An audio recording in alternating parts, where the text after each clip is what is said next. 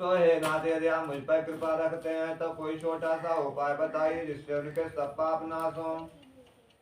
भाई सब सुनने की मेरी इच्छा। भगवान बोले, हे पुत्र, संसार के भले की इच्छा से बड़ी सुंदर बात पूछी है, जिसके करने मात्र से मनुष्य मोह दुख से छूट जावे। मैं वह उपाय कहता हूँ, सुनो। एक व्रत महापुण्य को देने वाला, जो स्वर्गलोक और मृतलोक में अति कठिन है। तुम्हारे इस स्नेह के कारण मैं तुमसे कहता हूँ, सुनो। यदि सत्यनारायण के व्रत को विधि सहित करा तो शीघ्र सुख को प्राप्त होकर के अंत में मोक्ष को पावे। श्री भगवान का ये वचन सुनकर के नारद जी बोले, हे भगवान, इस व्रत का क्या फल है, क्या विधान है तथा इस व्रत का किस किसने किया, तो भी सुनने की मेरी इच्छा है।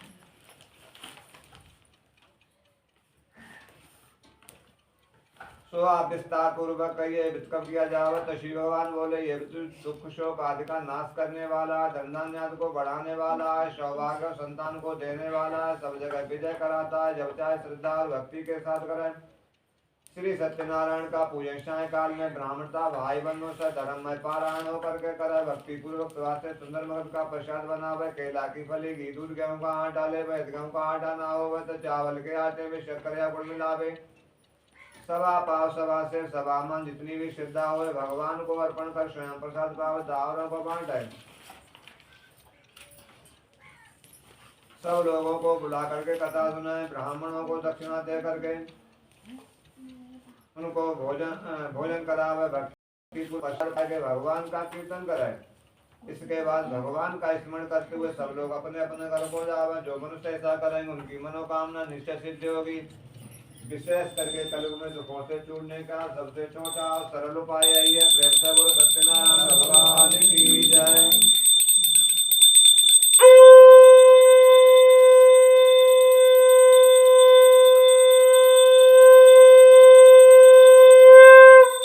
प्रेम से बोलो सत्यनारायण भगवान की जय। सूत जी बोले सूत जी बोले, हे शौनक आदि ऋषि, सुनो सुनो, अब हम वह कथा कहते हैं। पहले इस व्रत का किसने किया, सुनो। अतरमणि के नगर काशीपुर में सतानंद जी नाम के निर्धन ब्राह्मण रहते थे। वही सतानंद जी भूख से व्याकुल होकर के निज पृथ्वी पर घूमा करते थे। एक दिन भगवान जिनको की ब्राह्मण प्यारे, इनको दुखी दे करके बूढ़े ब्राह्मण का रूप धर करके आदर से पूछने लगे, तुम किस कारण निज पृथ्वी पर घूमा करते हो। तेज सो सब आपके दुख की कथा सुनने की हमारी इच्छा है, सो आप कृपा करके कहिए। तब व्रत ब्राह्मण बोले, मैं दीन ब्राह्मण हूँ, भिक्षा मांगने के लिए पृथ्वी पर घूमा करता हूँ। हे प्रभु, यदि कोई उपाय हमारे दत्त को मिटाने का जानते हो तो कृपा करके कहां। तब व्रत ब्राह्मण बोले कि सत्यनारायण देव जो विष्णु भगवान है, वह मन में फल देने वाले हैं। सो हे विप्र, तुम उनका उत्तम व्रत पूजन करो, जिसके करने मात्र से मन सब दुखों से छूट जाता है। इसके बाद उन ब्राह्मण देव को इस व्रत का विधान यत्न पूर्वक समझा करके व्रत ब्राह्मण रूपधारी सत्यनारायण देव अंतर ध्यान हो गए। तब सदानंद ने विचारा, जो व्रत हमारे लिए व्रत ब्राह्मण ने बताया उसे हम अवश्य करेंगे। ऐसा विचार करके रात को विचार मग्न रहने के कारण नींद नहीं आई। सवेरे उठ गई।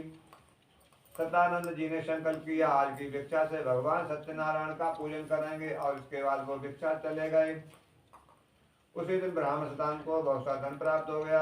उसी दिन से भाई बनो सत्यनारायण का व्रत पूजन किया। इसी व्रत के प्रभाव से सदानंद के सब दुख दूर हो गए, सब प्रकार की संपत्ति भी हो गई, सभी ब्राह्मणों में श्रेष्ठ भी गिने जाने लगे। उसी दिन से हर महीने सत्यनारायण के उत्तम व्रत को करने लगे। तथा इसी प्रकार ऊपर के अनुसार श्रेष्ठ सत्यनारायण भगवान का व्रत पूजन किया। सब पापों से छूट कर सतानंद को मोक्ष पर जो दुर्लभ है सो प्राप्त हुआ है। ब्राह्मण, जो कोई भी पृथ्वी पर इस को करेगा तब ही उस मनुष्य के सब दुख नष्ट हो जाएंगे। इस प्रकार महात्मा नारद जी से विष्णु कहते हुए अंतर ध्यान हुए, हे ब्राह्मणों, भाई मैंने तुमसे कहा कहता हूँ। तब ऋषि बोले, मुनि, उन ब्राह्मण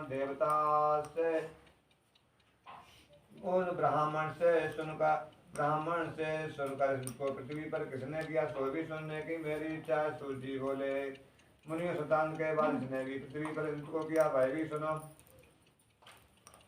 एक दिन वही सतानी ब्राह्मण अपने घर में सत्यनारायण भगवान का विधवा पूजन कर रहे थे।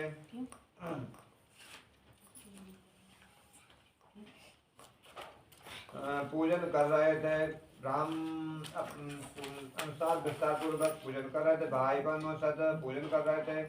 इतने में एक लकड़हारा वहां आया। लकड़ियों का बोझा बाहर धरकर प्यासा होने के कारण ब्राह्मण के मंदिर में गया। ब्राह्मण को करते देर नमता पूर्वक पूछने लगा, तुम ये क्या करते हो प्रभु, इसका क्या फल है, तो हमसे विस्तार पूर्वक कहो।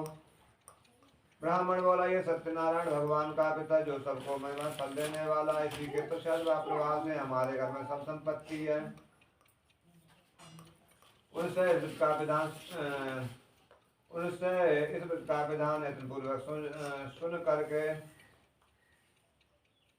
लकड़हारा बहुत प्रसन्न हुआ। प्रसाद पाके जल पीकर नगर की ओर चलने लगा।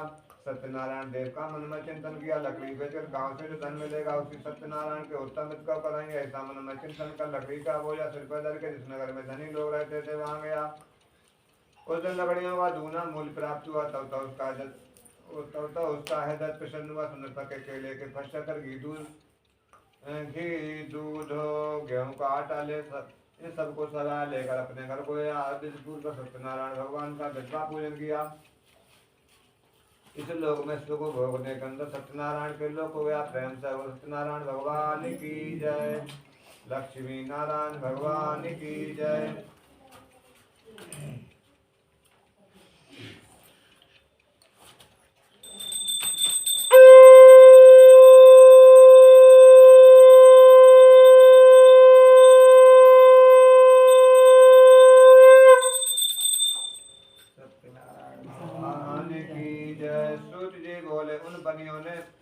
सूजी बोले, हे मुनियों में श्रेष्ठ, फिर हम आगे कथा कहते हैं। पहले एक उल्का मुख नाम का राजा इस पृथ्वी पर हुआ। वह राजा जितेंद्रिय सत्य बोलने वाला था। नित्यदेव मंदिरों में जाता था। अपनी सुंदर बुद्धि के कारण ब्राह्मणों को दान देकर के संतुष्ट किया करता था। उसकी स्त्री मोहन जान के समान मुख वाली थे। वे दोनों भद्रशिला नदी के किनारे सत्यनारायण जी का विधवा पूजन कर रहे थे। उसी समय में वहां एक साधु व्यापार के लिए बहुत सा धन नाव में लेकर के आया। वह साधु धन से भरी हुई नाव किनारे पर खड़ी करके राजा के समीप पास आया और उनको करते देख करके नमतापूर्वक पूछने लगा। बनिया पूछने लगा कि राजन, भक्ति और चित्त के साथ ये आप क्या कर रहे हैं, तो हमसे विस्तार पूर्वक कहो, आपके कसर हमारी सुनने की इच्छा। राजा बोले, हे साधुवश, पुत्र की इच्छा से भाई बंधु सत्यनारायण भगवान का विधवा पूजन कर रहे हैं, उनका तेज तो राजा का वचन सुनकर के राजपुरुष साधु बोला, हमसे विस्तार पूर्वक कहो, आपके अनुसार भी हम इस करेंगे। मेरे भी संतान नहीं है, इससे मेरे निश्चय ही संतान होगी। ऐसा विचार व्यापार से लौट करके पूर्वक घर आया। राजा बोले, हे साधुवश, पुत्र की इच्छा से भाई बंधु सत्यनारायण भगवान का विधवा पूजन करना, उनका तेज अतुल है। इस प्रकार वह साधु अपनी भार्या लीलावती से कह करके चुप हो गया। एक दिन उसकी भार्या सती लीलावती प्रसन्न धर्म में पारायण सत्यनारायण की कृपा से गर्भवती हो गई। 10वें महीने कन्या रत्न का जन्म हुआ। वह कन्या सुगंध मां के समान पिंडित बढ़ने लगी। उस कन्या का नाम कलावती रखा गया। तभी लीलावती अपने पश्चिम दिनों में बोली कि पहले किए हुए के संकल्प को पूरा क्यों नहीं करते हम। तब साधु बोले, हे प्रिय, इस कन्या के विवाह के समय उसका पूरा करेंगे। इस प्रकार अपनी कन्या को समझा करके दूसरे देशों को चले गए। इधर कलावती कन्या अपने पिता के घर में नित्य बढ़ने लगी। घर लौटने पर धर्म के जानने वाले साधु ने सखियों के साथ अपनी कन्या को विवाह योग्य दे करके सलाह करके दूसरों से शीघ्र विवाह दिया। कन्या के विवाह के योग्य और श्रेष्ठ विचार के लाभ साधु की आज्ञा पाके वे कांचन और कलकत्ता को गए। वहां से शुभ समय बनी पुत्र को लिया। उसी बड़ी पुत्र को गुणवान व सुंदर देकर कृष्ण जाति के भाई बंधु इकट्ठा करके उस पुत्र को साधु ने अपनी कन्या दे दी। इसके पीछे अभाग्यवश होकर सत्यनारायण के वित्त को भूल गया। तो सत्यनारायण जी पे रुष्ट हो गए। इसके कुछ थोड़े समय के बाद कामधेनु व्यापार करने के लिए अपने जामाई को साथ लेकर शीघ्र समुद्र के किनारे रमणीक नगर रत्नसार में गए। वहां धनवान जामाता के साथ में व्यापार करने लगे। वे दोनों चंद्रकेतु राजा के रमणीक नगर में गए। उसी समय सत्यनारायण प्रभु ने उन बनियों को प्रतिज्ञा दे करके श्राप दिया कि भविष्य में दारुण दुख होगा। एक दिन राजा के धन को चुराकर चोर लोग वहां यहाँ 7 दिन बनिए बैठे हुए थे। अपने पीछे भागते हुए राजदूतों को देख करके चोर डर के मारे धन को वहीं छोड़ करके जा चुके। तब तक राजा के दूत वहां आ गए जहाँ 7 दिन बनिए बैठे हुए थे। वहां राजा का चोरी हुआ धन देख करके और उन्हें भी चोर समझकर उन दोनों बनियों को मजबूत करके बांध लिया। मारे खुशी के भागते हुए आए राजा के दरबार में जाकर के बोले, हम तो चोर पकड़ लाए हैं प्रभु, आप उन्हें देख करके आज्ञा दीजिए। राजा की आज्ञा पाए बिना बेचारे उन दोनों को मजबूत बांधकर बड़े भारी जेल खाने में कैद कर दिया। सत्यनारायण की माया से उनके कहने को किसी ने नहीं सुना। चंद्रकेतु राजा ने उनका शब्द ले लिया। उसी श्राप से उनके घर की स्त्रियों को बड़ा भारी दुख मिला। घर में जो कुछ जो चुरा ले गए। शारीरिक मानसिक भूखता से दुखी होकर के अन्न की चिंता में व्याकुल होकर घर घूमने कन्या कलावती की नित्य कर फिरने लगी। एक दिन भूख से व्याकुल कन्या कलावती एक ब्राह्मण के मंदिर में गई। वहां जा करके देखा कि सत्यनारायण भगवान का विधवा पूजन हो रहा। वहां बैठकर कथा सुनने के बाद प्रार्थना की। प्रसाद बाद रात के समय अपने घर आई। तब लीला बती की माता ने प्रेम पूर्वक पूछा, हे पुत्री इतनी रात तक तू कहाँ रही, तेरे मन में क्या है? कन्या कलावती अपनी माता से बोली, हे माता, ब्राह्मण के मंदिर में सब कामनाओं को पूरा करने वाला मैंने होता देखा और मैं अब तक वही रही। इस प्रकार कन्या के वचन सुनकर दोनों बनिए की इस प्रकार अपने कन्या के वचन सुनकर बनिए की श्री लीलावती प्रसन्न हो गई और साहस सत्यनारायण का व्रत करने की इच्छा करने लगी। शोभा लीलावती साधु स्त्री अपने भाई बंधु सहित श्री सत्यनारायण का व्रत करती वही अब कहने लगी, हे भगवान, हमारे पति व जामाई का अपराध क्षमा करो। ये दो हे सत्यनारायण, हमारे पति व जामाई का अपराध क्षमा करो। वैसे उनकी प्रार्थना सुन करके विष्णु सत्यनारायण जी उन पर प्रसन्न हो गए। राजाओं में श्रेष्ठ के राजा को सुन दिखाया और बोले कि हे राजन, दोनों कैदी बनियों को सवेरे होते ही छोड़ दो और तुमने जो उनका धन लिया है तो उनका उन्हें दे दो, नहीं तो मैं तुम्हारा राज्य धन पुत्र सहित नाश कर दूंगा। इस प्रकार राजा से कह करके भगवान अंतर्ध्यान हो गए। इसके बाद सवेरे ही भाई बंधु सहित राजा सभा में बैठकर और लोगों से अपना स्वप्न कहने लगा कि उन दोनों बनियों जल्दी छोड़ दो। राजा के वचन सुनकर दोनों बनियों जल्दी छोड़ दिया गया। राजा के सामने लाकर राजा के चाकर विनती करके इस प्रकार बोले, हम दोनों वैश्यों को ले आए जो इस समय बेड़ी के बंधन से मुक्तता छुटे हुए हैं। दोनों वैश्य राजाओं में चित्रकेतु राजा को नमस्कार करते भय वैसे व्याकुल पहला वृतांत यानी स्वप्न का हाल उससे न कहा। उन्हें देख बड़े आदर से बोले, तुम्हारी प्रारब्ध तुमको धारण दुख अब कोई भय नहीं है। इसके बाद राजा ने बेड़ी कटी हुई बनियों का क्षौर कर्म करवाया, बाल बनवाए, कपड़े गहने दे करके अत्यंत संतुष्ट किया। आदरित पुत्रों से दिग्विजय किया। पहले का लिया हुआ धन दूना करके दे दिया। धन दूना करके दे दिया। फिर राजा बोले, हे साधु, अब तुम अपने घर को जाओ।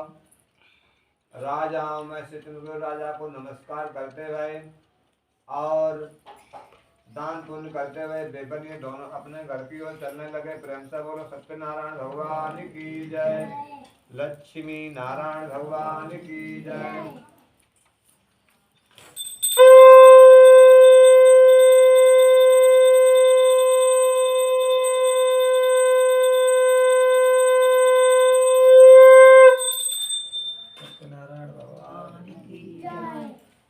बोले, उन बनियों ने मंगल विधान पूर्वक यात्रा आरंभ की।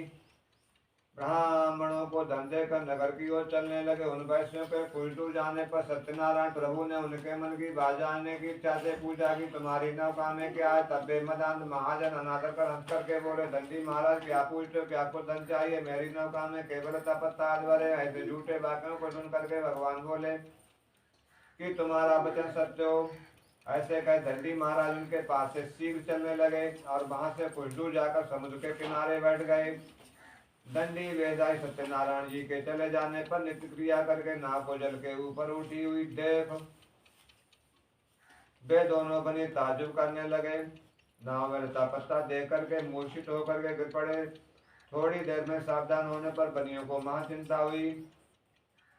तब उसकी पुत्री का पति अर्थात जामाई ये वचन बोला, शोक मत दंडी भगवान का श्राप है। वह दंडी सब कुछ करने में समर्थ, इसमें शक नहीं है। जिनकी शरण में चलोगे तो भविष्य में सभी मनोकामना पूर्ण हो गई। जामाता के ऐसे बात सुन करके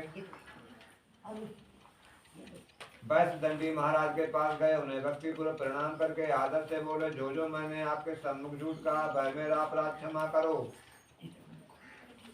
अपराध क्षमा करो। ऐसे कहे भाई बारंबार वहां प्रणाम करके वहां शोक से व्याकुल हो गया। उन्हें विलाप करते देख करके दंडी महाराज बोले, बस मत रो, मेरा वचन सुनो कि तुम मेरी पूजा से विमुख, हे मूर्ख तूने मेरी अवज्ञा की, तुमको बार बार दुख हुआ है। भगवान के ऐसे वाक्य सुन करके वह स्तुति करने लगा।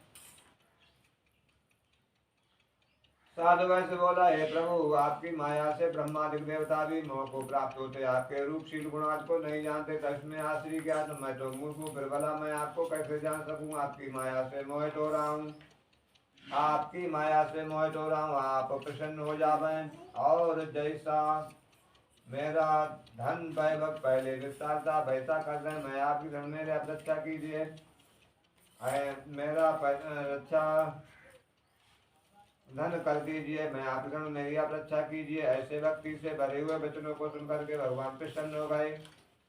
वैश्य को मुंह मांगा भर दे करके वहीं से अंतर ध्यान हो गए। तब वह नाव पर सवार वह नाव धन से भरी हुई देगी। तब वैश्य बोला, सत्यनारायण जी की कृपा से मेरा मन सफल हुआ।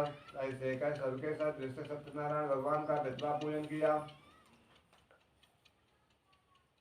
सत्यनारायण की कृपा से बड़े हर्ष से परिपूर्ण नावों को बड़े से जोड़कर अपने नगर की ओर चलने लगे। वह वैश्य अपने जामाई से बोला, मेरे त्रिपुरी को देखो। फिर अपने संरक्षक दूतों को आगे भेज दिया। बैतूल नगर में गया। साधु वैश्य की स्त्री को देख हाथ जोड़कर प्रणाम करके मनचाहा वचन बोला। जामाई और भाई बंधु सब शिरडी नगर के समीप आ गए हैं। दूत के मुख से ऐसे बात सुनकर लीलावती माँ सुखी हुई सत्यनारायण की पूजा कर अपनी पुत्री से बोली, हे पुत्री मैं तो साधु के दर्शन को जाती, तू भी जल्दी आना। माता के ऐसे वचन सुनकर व्रत को समाप्त कर बिना प्रसाद पाए पति के पास चल दी। प्रसाद के त्याग सत्यनारायण जी उन पर रुष्ट हो गए। इसके बाद पति व नाव को सब धन सहित जल में डुबो दिया। तब कलावती कन्या अपने पति को ना देख करके शोक से व्याकुल रोती हुई भूमि पर गिर पड़ी। डूबी हुई नाथा माधुकी कन्या को देख करके साधु वैश्य मन में भयभीत होकर कहने लगा, ये क्या सुमन चिंता करने लगे। तब लीलावती अपनी कन्या को देख व्याकुल हुई और दुख से विलाप करती हुई बोली, इस समय नाव से जामाई कैसे लक्षित हो गए, ना जाने कौन से देवता का प्रकोप पर नाव आ गई है। सत्यनारायण की महिमा को जानने में किसमें शक्ति है। ऐसे कहे भाई बनो सद विलाप करने लगी। फिर लीलावती अपनी कन्या को गोद में लेकर के रोने लगी। कन्या कलावती भी पति के नष्ट होने से बहुत दुखी हुई। पति की खड़ाऊ ले पीछे मरने की इच्छा करने लगी। कन्या का ऐसा दे करके सज्जन बनिए अतिशोक से व्याकुल चिंता करने लगे।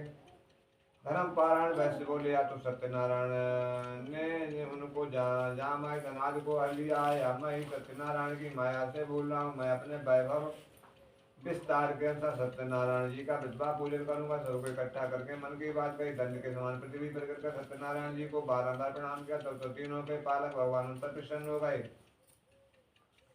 भक्तवशल भगवान कृपा करके यह वचन बोले, मेरे प्रसाद को त्याग कर तेरी कन्या पति को देखने आई है। निश्चय इसी का पति तेरी कन्या घर जाके प्रसाद पा करके आवत तुम्हारी कन्या का पति अवश्य मिल जाएगा। हे साधु तुम्हारी कन्या का पति अवश्य मिल जाएगा। आकाश मंडल से ऐसे बात सुन कन्या कलावती बहुत जल्दी कर गई। प्रसाद पाए गई वहां आए। गणपति पिता के दर्शन पाए और पिता के दर्शन पाए। तब कलावती अपनी कन्या अपने पिता से बोली, अब घर पर चलिए, देर क्यों करते हो। कन्या का यह वचन सुनकर बस प्रसन्न हो गया। विधि पूर्वक सत्यनारायण भगवान का विधवा पूजन किया। भाई बंधु और धनजन सहस्त्र जी अपने निवास स्थान को गए। आगे हर पूर्णमासी को संक्रांति को सत्यनारायण जी का पूजन नियम पूर्वक करने लगे। सत्यनारायण की कृपा से जब तक इस लोक में रहे सुख भोगते रहे। अंत में वैष्णवों को दुर्लभ द्रवण से परे वैकुंठ लोक हो गए। प्रेम से सत्यनारायण भगवान की जय।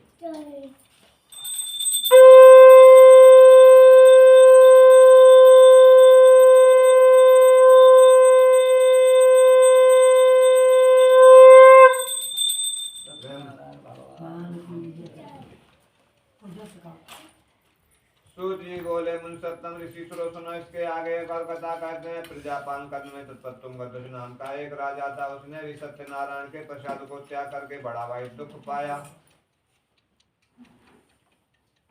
एक दिन उसने वन में जाकर अनेक भांति के पशुओं को मारा। आगे चल करके देखा कि बरगद के नीचे महासंतोषी गौण भक्ति पूर्वक सत्यनारायण भगवान का प्रतिभा पूजन कर रहे हैं। राजा ने देखा तो परंतु गर्व के मारे ना तो प्रणाम किया ना पास किया।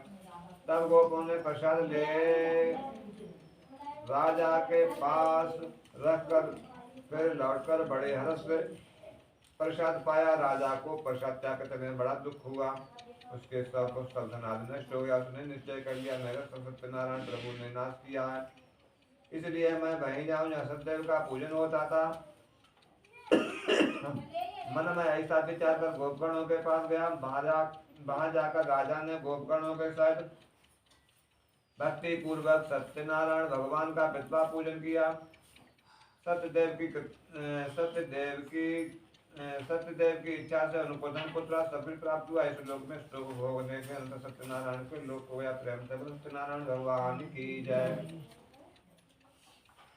जो कोई इस परम दुर्लभ सत्यनारायण के व्रत को करते हैं या तत्काल फल देने वाली स्मरण कथा को भक्ति पूर्वक सुनते व पढ़ते हैं, सत्यनारायण की कृपा से उनको धनधान्य प्राप्त होता है। बंधन वाला बंधन से मुक्त हो जाता है और भयभीत मनुष्य से छूट जाता है। इसके सत्य जरा भी संदेह नहीं। मनमान फल का हो करके अंत में सत्यनारायण का लोक प्राप्त होता है। ब्राह्मण जो मैंने तुम सत्यनारायण का व्रत कहा है, जिसके करने से सब दुखों से छूट जाता है। सत्यनारायण की पूजा कलयुग में विशेष करके फल देने वाली है। भगवान सत्यनारायण को कोई कार्य कोई सत्य कहेंगे, कोई ईश कहेंगे, कोई सत्यनारायण कहेंगे। वह भी नाना रूप से सबका मनुष्य सफल करेंगे।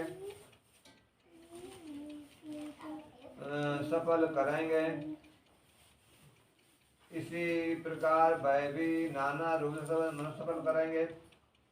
कलयुग में सत्यवत रूपी सत्यनारायण होगा जो श्री विश्व का रूप देकर सबका मन में फल देवेंगे। हे विश्व जो इसे नित्य पढ़ेंगे सुनेंगे सत्यनारायण कृपा से उनके सब पाप नष्ट हो जाएंगे। हे मुनीश्वरों जिन्होंने सत्यनारायण के व्रत को पूरा जन्म में किया उनके दूसरे जन्म की कथा कहता हूँ। महाबुद्धिमान सिद्धांतनामा नामक ब्राह्मण जिन्होंने श्री का ध्यान कर मोक्ष की प्राप्ति की।